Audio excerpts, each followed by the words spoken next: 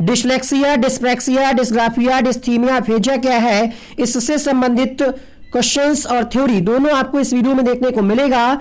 लगभग 3 से 4 क्वेश्चन आपकी परीक्षा में यहां से पूछे जाते हैं, तो वीडियो को बिना कहीं स्किप किए हुए शुरुआत से अंत तक देखिएगा। इसके अलावा हमारे चैनल पे बहुत सारी वीडियोस अपलोड हो चुकी हैं, मैराथन क्लासेस अपलोड हो चुकी हैं। देखिए क्या क्या अपलोड हुआ है। अगर आपने उन क्लासेस को नहीं देखा है तो उसका लिंक हम नीचे कमेंट बॉक्स में पहले कमेंट में पिन कर देंगे, वहां से आप देख लीजिएगा। फिलहाल देखिए हमारे चैनल पर आपको क्या क्या कराया जा चुका है। अंतिम समय में अगर आप ये वीडियोज देख लेते हैं 100+ स्कोर आप लाएंगे। तो चलिए शुरू करते हैं।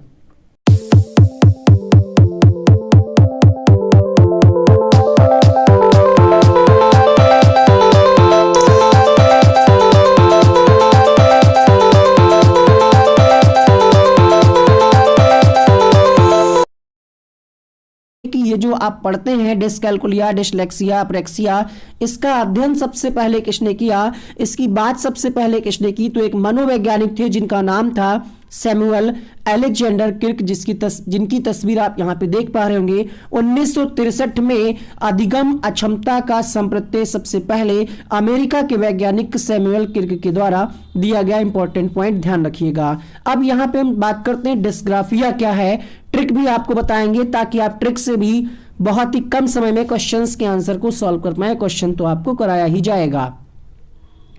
डिस्ग्राफिया क्या है, तो सामान्यतः इसको हम कहते हैं लिखने संबंधी अशक्तता, मतलब बच्चे को जब लिखने में दिक्कत हो उस प्रकार के विकार को कहा जाता है डिस्ग्राफिया। इसमें जो एक पॉइंट है जिसमें आप ज्यादा कंफ्यूज होते हैं वो भी हम आपको क्लियर करेंगे। इसमें या तो बच्चा ठीक से लिख नहीं पाता अथवा उसकी लिखावट ठीक नहीं हो पाती है। सामान्यतः इसका कारण हाथ, हथेली या अंगुलियों संबंधित कुछ गड़बड़ियां हो सकती हैं। मतलब हाथ से लिखा जाता है तो बच्चे के हाथ में, हथेली में कोई प्रॉब्लम है, उंगलियों में कोई प्रॉब्लम है, तो उस प्रकार के बच्चों में ये विकार होने की संभावना रहती है।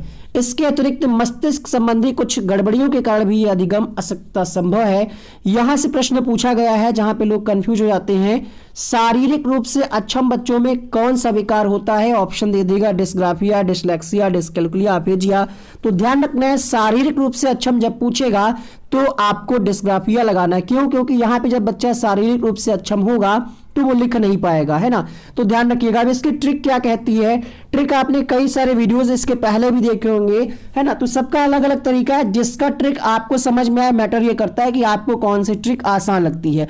यहां पे डिस्ग्राफिया लिखा हुआ है तो आप जानते होंगे कि ग्राफ पेपर होता है और ग्राफ पेपर पे आप क्या करते हैं, लिखते हैं। शुरुआत करता है बच्चा, ग्राफ पेपर पे समझाया जाता है, तो ऐसे आप याद कर सकते हैं। दूसरी एक ट्रिक ये कहती है कि ग्राफ से यहाँ पे आपको ध्यान रखना है ग्रेफाइट काला पदार्थ होता है पेंसिल में, और शुरुआत हम किससे लिखना करते हैं, पेन से करते हैं। क्या नहीं करते ना, हम पेंसिल से ही लिखना शुरू करते हैं। और पेंसिल में जो काला पदार्थ होता है वो होता है ग्रेफाइट। तो यहाँ पे ऐसे भी आप इस ट्रिक को रिलेट करके याद कर सकते हैं।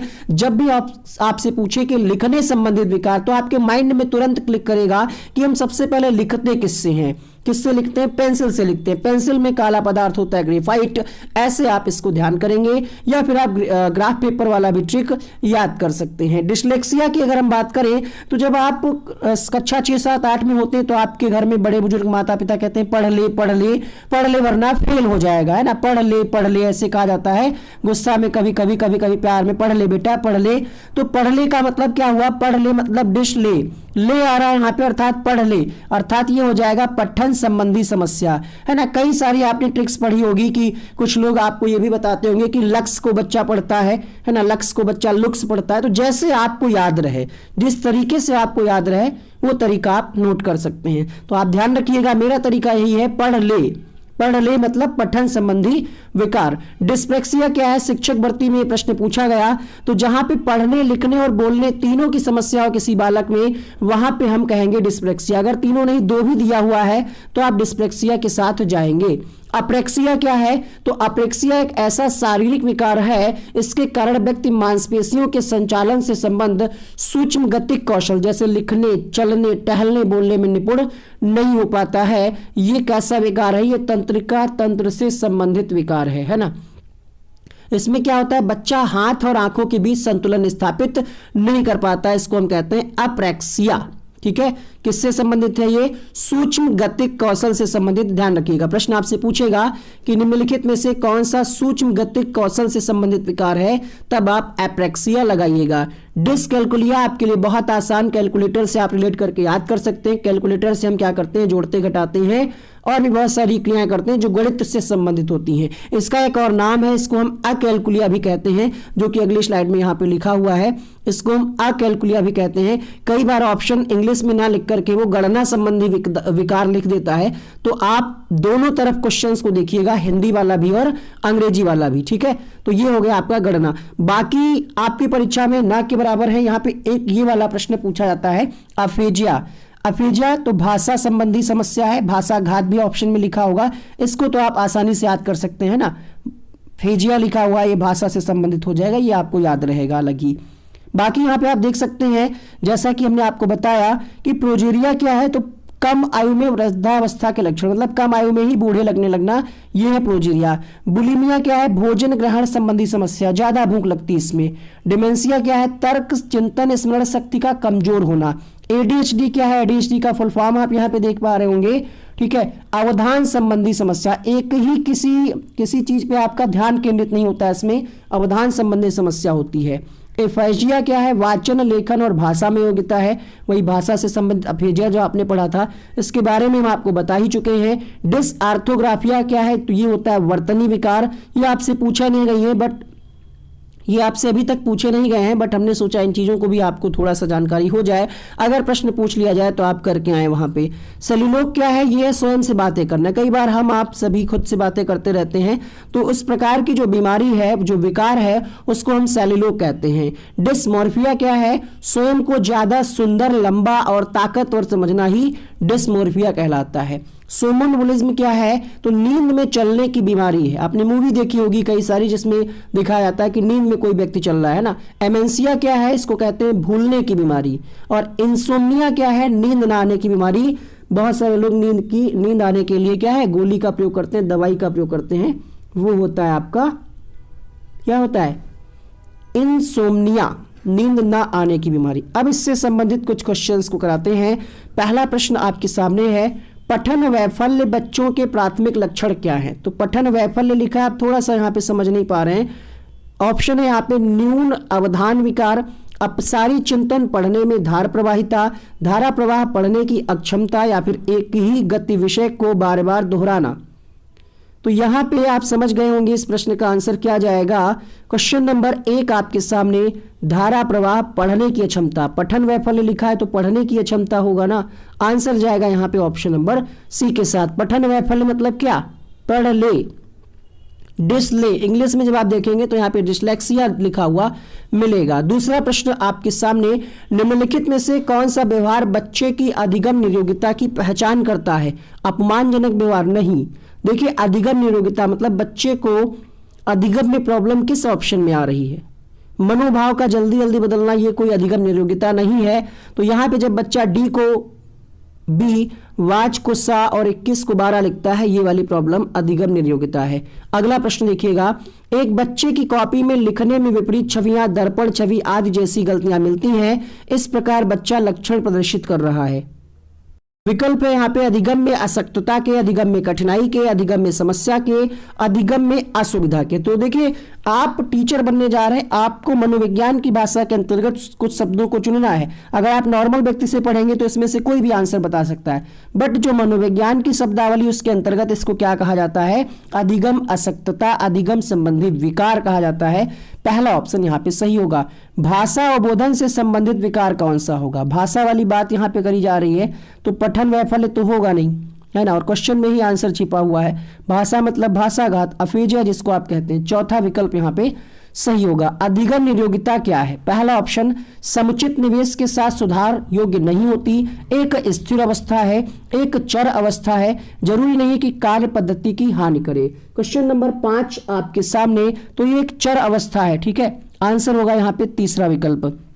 सीटेट 2013 या 14 में प्रश्न पूछा गया है, तो ये मोस्ट इंपॉर्टेंट प्रश्न है आपके लिए। चर अवस्था का मतलब क्या हुआ कि इसको हम जड़ से खत्म नहीं कर सकते हैं ना, प्रयास कर सकते हैं कि इसमें कुछ सुधार किया जा सके, बट हम इसको जड़ से खत्म नहीं कर सकते। सीखने संबंधित नियोगिताएं सामान्यतः पहला ऑप्शन है उन बच्चों में पाई जाती हैं विशेषता जिनके पैतृक अभिभावक इस प्रकार की समस्या से ग्रसित होते हैं।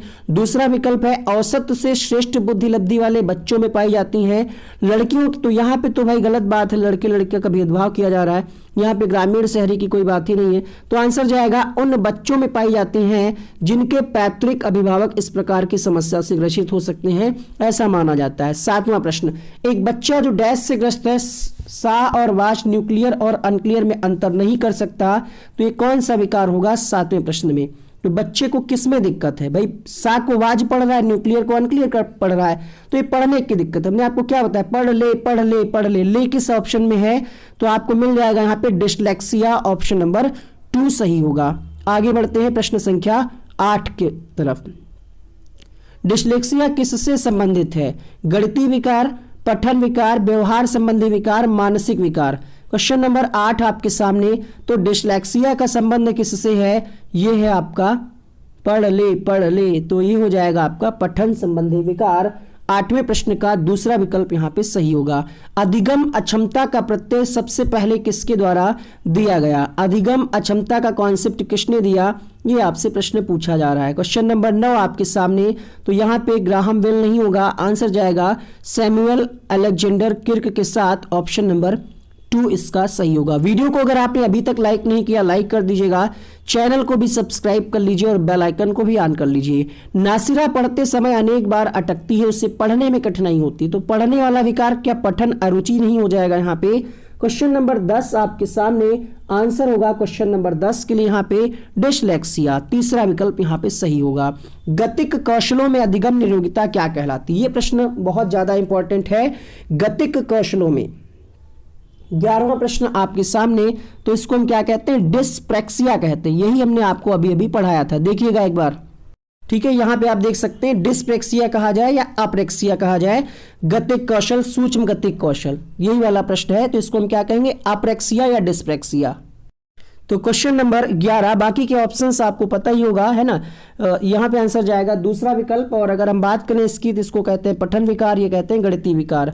अगला प्रश्न देखिएगा, डिस्ग्राफिया से प्रभावित बच्चों को मुख्य रूप से डैश में कठिनाई होती है। तो ग्राफ वाली बात आपको याद हो गई, ग्राफ से आप क्या करते हैं, ग्राफ पर सबसे पहले क्या करते हैं, लिखते हैं, या फिर ग्रेफाइट पेंसिल वाला कॉन्सेप्ट पेंसिल से भी हम लिखते हैं। तो ये हो जाएगा आपका लेखन संबंधी विकार, पहला ऑप्शन यहाँ पे क्वेश्चन नंबर 12 का सही होगा। प्रश्न संख्या 13 देखिएगा, अधोलिखित में गणित संबंधी अक्षमता को कौन सा पद परिभाषित करता है। अब यहाँ पे आप ढूंढ रहे होंगे अकैलकुलिया, डिस्कैलकुलिया मिल जाए कहीं पे, तो नहीं लिखा हुआ, हिंदी में आपको मिलेगा गणना दोष या गणना संबंधी विकार या गणितीय विकार। तो 13 का यहाँ पे तीसरा विकल्प सही होगा। यूपी टेट 2019 में यह प्रश्न पूछा गया। अधिगम निरोगिता वाले बच्चे बहुत बुद्धिमान तथा परिपक्व होते हैं, ये कोई जरूरी नहीं है। बहुत सक्रिय हो, उनकी बुद्धिलब्धि कम हो, ये भी कोई जरूरी नहीं है। कुछ भी नहीं सीख सकते, ये क्या कहना उचित होगा, बताइए। कुछ भी नहीं सीख सकते जो अधिगम निरोगिता नहीं। लास्ट ऑप्शन है अधिगम के कुछ पक्षों से संघर्ष करते हैं, क्वेश्चन नंबर 14। तो अधिगम निरोगिता वाले जो बच्चे होंगे, इनको कुछ अधिगम में कुछ कठिनाइयां होगी, अर्थात अधिगम के कुछ पक्षों से संघर्ष करते हैं, यहाँ पे फोर्थ ऑप्शन सही होगा। अगला प्रश्न देखिएगा, क्वेश्चन नंबर 15, डिस्लेक्सिया में यह करने में कठिनाई होती है, व्यक्त करने में, पढ़ने में, वर्तनी में, बोलने में, खड़े होने में। इसका उत्तर आप सभी लोग लिखेंगे कमेंट बॉक्स में। क्लास अभी खत्म नहीं हुई है, आगे भी कुछ क्वेश्चंस हैं। के अतिरिक्त निम्नलिखित सभी के कारण अधिगम अक्षमता उत्पन्न हो सकती है, मतलब एक ऐसा कारण है जिसकी वजह से अधिगम अक्षमता उत्पन्न नहीं होती। 16वां प्रश्न आपके सामने। तो देखिए, मानसिक कोई विकास हो सकता है, आप संवेगात्मक रूप से आपको कोई ठेस पहुंची हो, इस वजह से आप में प्रॉब्लम हो सकती है, व्यवहार में कोई बाधा पहुंची हो सकती है, बट इसके लिए सांस्कृतिक कारक जिम्मेदार नहीं है, अर्थात सांस्कृतिक कारक के अतिरिक्त सभी कारण जो है अधिगम अक्षमता के लिए जिम्मेदार माने जाते हैं। आंसर होगा यहाँ पे ऑप्शन नंबर फर्स्ट। अधिगम असक्तता वाले, पहला ऑप्शन है बच्चों का मानसिक विकास मंद होता है। दूसरा ऑप्शन है बच्चे बुद्धि लब्धि वाले होते हैं, निम्न बुद्धि लब्धि वाले होते हैं। तीसरा है बच्चों को एक समान दिखाई देने वाले अक्षरों में भ्रम होता है। लास्ट ऑप्शन है साइड वर्ड को आसानी से पहचानते और समझते हैं। Question number 17। तो मानसिक विकास कहना ठीक नहीं होगा कि मंद होगा, ये भी ठीक नहीं होगा। आंसर जाएगा यहाँ पे बच्चों को एक समान दिखाई देने वाले अक्षरों में भ्रम होता है। जैसे आपने पढ़ा क्या, सा को बच्चा वाज पढ़ रहा है अर्थात उल्टा पढ़ रहा है, तो यहाँ पे भ्रम हो जाता है। आंसर जाएगा ऑप्शन नंबर 3 के साथ। 18वां प्रश्न देखिएगा, अधिगम नियोग्यता वाले शिक्षार्थियों द्वारा एक पूर्ण और उत्पादक जीवन जीने के अवसरों को सबसे अच्छा तरीका क्या है? कमजोरियों पर ध्यान केंद्रित करना, उच्च अपेक्षाओं को बनाए रखना, या फिर विविध कौशलों और युक्तियों का शिक्षण करना जिसे सभी संदर्भों में लागू किया जा सकता है, या फिर आप प्रोत्साहित करेंगे। सबसे बेहतर ऑप्शन क्या है? लिखा क्या सबसे अच्छा तरीका, तो यहाँ पे हम क्या करें, विविध कौशलों और युक्तियों का शिक्षण करना जिससे सभी संदर्भों में लागू किया जा सके। उम्मीद करते हैं क्लास आपको पसंद आई होगी, तो लाइक का बटन दबा दीजिएगा, शेयर कर दीजिएगा अपने दोस्तों तक जो भी शिक्षक भर्ती परीक्षा की तैयारी कर रहे हैं। मिलते हैं अगले वीडियो में। यहाँ पे मैराथन क्लासेस के लिंक बन करके आ रहे हैं, उसको आप क्लिक करके अवश्य देखें। Thank you so much.